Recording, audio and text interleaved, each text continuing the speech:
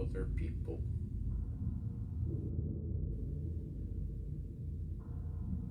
Time's fluid here, said the demon.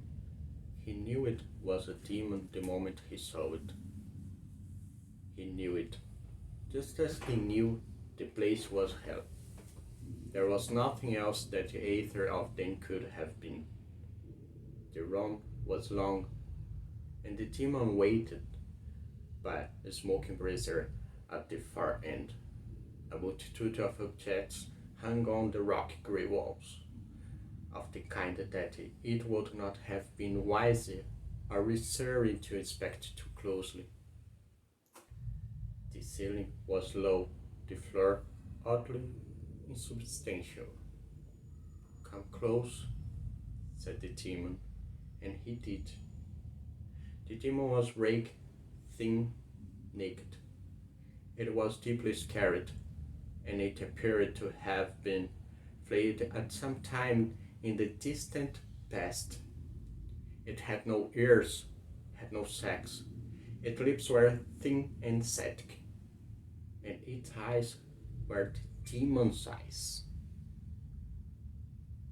They had seen too much and go too far, and under their gaze he felt less important than a fly.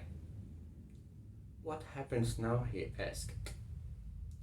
Now, said the demon, in a voice that carried with it no sorrow, no relish, only a dreadful flat resignation.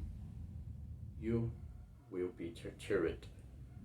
For how long? But the demon shook its head and made no reply. It walked slowly along the wall, eyeing first one end of the devices that hung there, and then another, and far the end of the wall, by the closed door, was a cat o' nine tails made of flared wire. The demon took it down with one three-fingered hand and walked back, carrying reverently. It placed the wire tines onto the brazier and stared at them as they began to heat up. That's inhuman, yes. The tips of the cattle tails were plowing a dead end as the demon raised arms to deliver the first blow. It said, in time you will remember even this moment with fondness. You are a liar. No, said the demon. The next part it explained. In the moment before it broke down, the cat is worse. Then the timeness of the cat landed on the man's back with a crack, and he is tearing through the expensive clothes, burning, handing and straggling as they struck it, and not for the last time he screamed. There were 211 implements in the wall of the room, and in time he was to experience each of them. When finally the Lazarene's daughter, with he had grown to know intimately, had been cleaned and replaced on the wall in the 211 position, then through wrecked lips he gasped, "Now what?" "Now," said the demon, "the true pen begins." It did. Everything he had done had been better left undone. Every lie he had told to himself or told to the others. Every little hurt, all the great hurts, each one was pulled out of him, detail by detail, inch by inch. The demon stripped away the cover of forgetfulness, stripped everything down to the throat, and it hurt more than anything. tell me what it through as she walked through that door, said the demon. I thought my heart was broken. No, said the demon without head. You didn't. It stared at him with expressionless eyes, and he was forced to look away. I thought now she'll never know I've been sleeping with her sister. The demon took apart his life, moment by moment, stent by awful stent. It lasted 100 years, perhaps, or 1,000. They had all the time there ever was.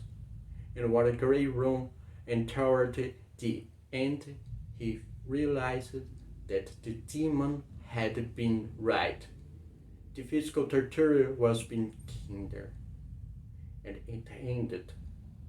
And once it ended, it began again. There was self-knowledge that he had not had the first time, which somehow made everything worse. Now, as he spoke, he hated himself. There were no lies, no evasions, no room for everything except the pain and the anger. He spoke. He no longer wept, and when he finished, 1,000 years later, he prayed that now the demon would go to the wall and bring down the skin knife, or choke pour, or the screws. Again, said the demon. He began to scream. He screamed for a long time. Again, said the demon, when he was done, as if nothing had been said. It was like peeling an onion. This time through his life, he learned about consequence. He learned the result of things he had done, things he had been blind to as he did it of them. The ways he had hurt the world, the damage he had done to people he had never known or met or encountered. It was the hardest lesson yet. Again, said the demon, 1,000 years later. He crouched on floor beside the brazier, rocking gently, his eyes closed, and he told the story of his life. He experienced it as he told it, from birth to death, changing nothing, leaving nothing out, facing everything. He opened his heart. When he was done, he sat there, eyes closed, waiting for the voice to say again. But nothing was said. He opened his eyes slowly. He stood up. He was alone. At the far end of the room, there was a door, and as he watched it opened. A man stepped through the door. There was terror in the man's face, and arrogance and pride. The man, who wore expensive clothes, took several hesitant steps into the room, and then stopped. When he saw the man, he understood. Time is fluid here, he told the new arrival.